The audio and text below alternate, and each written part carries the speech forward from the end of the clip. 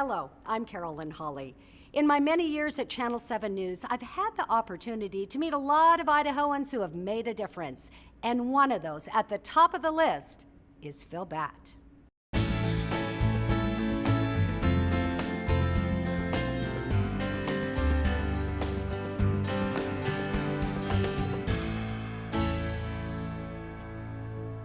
The thing about Phil Batt is unique in today's situation. Phil is totally honest, he's a man of integrity, and his word is good. You don't have to sign a piece of paper, you can take his word to the bank. Phil was born and raised on a farm right outside of Wilder.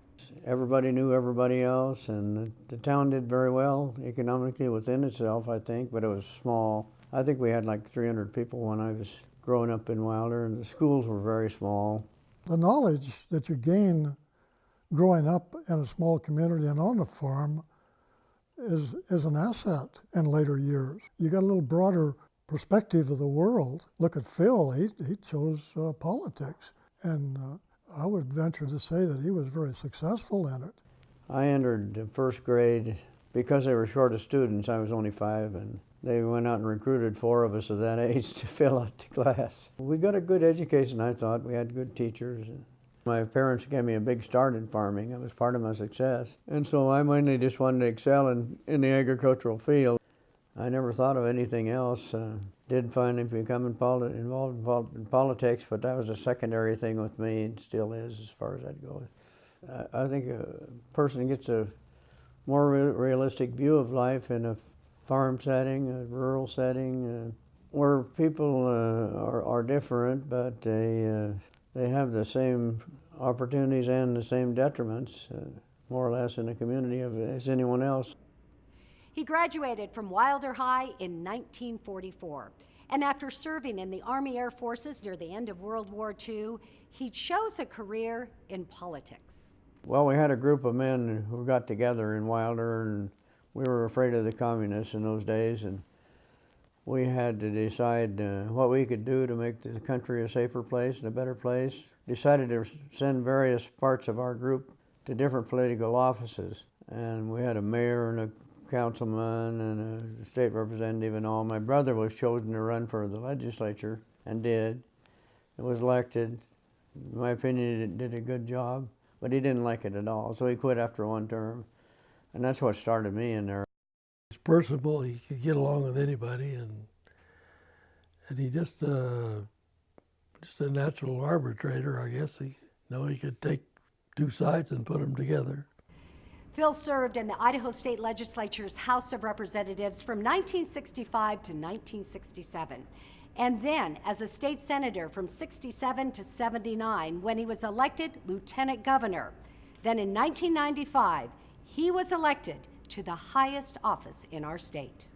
I think Phil was probably the best governor because Phil was what you call a common type person. I mean, you could talk to Phil and he'd see a way of a lot of different ways, a lot of different things. Phil, he was pretty well versed on a lot of things.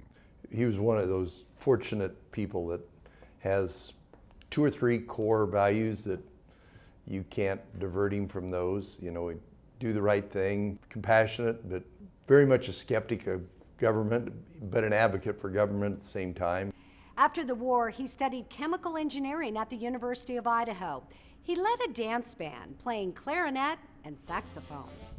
Well, music had been a big part of my life. I started when I was just a kid playing the violin and moved to the clarinet finally. And I had excellent musical training in Wilder schools. That's one thing I'm really just so grateful for. High school history teacher C.W. Steffens was not only a good teacher, but he had a dance band. He let me play in that and formed my own dance band finally. Had one there and one in the Army, one in college. And I've been a music lover all my life and still very active in music. Now, back in his Senate days, Phil was an advocate for human rights. In fact, as far back as 1969, he was holding Senate hearings on minority issues. Phil was a leader in the establishment of the Idaho Human Rights Commission. Phil cares about people, and Usually, you know, they say, well, that's a liberal attitude. And Phil just says, well, that's my attitude. You call it what you want. Well, certainly I think my mother was my biggest impetus in human rights, and she was very much interested in the fact that people throughout the world had unequal opportunities, and that we should help to not only improve ourselves, but to improve others. And as governor, one of his most noteworthy accomplishments was getting a bill through the legislature that created workers' compensation for agricultural workers. We had a lot of different types of people coming in to work on the farm, especially during the war. And then when I went to the Army, of course, I was appalled at the treatment of blacks in Biloxi, Mississippi, where I took my training. And then I had some Japanese-American friends and one business partner and a good friend. And I saw how he was excluded from going to the Elks Club with me. And those kind of things made a big impression on me. I don't know why it'd be more me than anyone else. So when I became governor and I knew that farm workers are excluded from workers' compensation, I made it a point to try to push that through. It was a difficult thing to sell, but we were finally able to do that, and now I think most of the farmers agree that it was a good thing for them. It's just Phil's DNA that any injustice piques his interest, and frankly, he thought the workers' comp issue for migrant farmers and for agriculture was the right thing to do for the workers, but it was also the right thing to do for agriculture. And whether it was in the onion business, whether it was in state government, whether it was in the legislative branch, Phil was not reluctant to grasp change that was necessary to advance the ball. After his retirement, Phil wrote an autobiography, The Complete Phil Batt, A Kaleidoscope, and it came out in 1999. Then he put together a collection of humorous stories titled Life as a Geezer, and it was published in 2002. But really, opportunity, you know, that's where his strong belief in human rights comes from. You need to afford opportunity to everyone, and particularly to young people. So he was always a big advocate for education. Well, of course, I'm honored and pleased that this recognition would come to me. I think others are more deserving, but I'm happy to be honored by my wonderful Wilder High School, and I wish everybody good luck that goes through there. I think it's a really good school.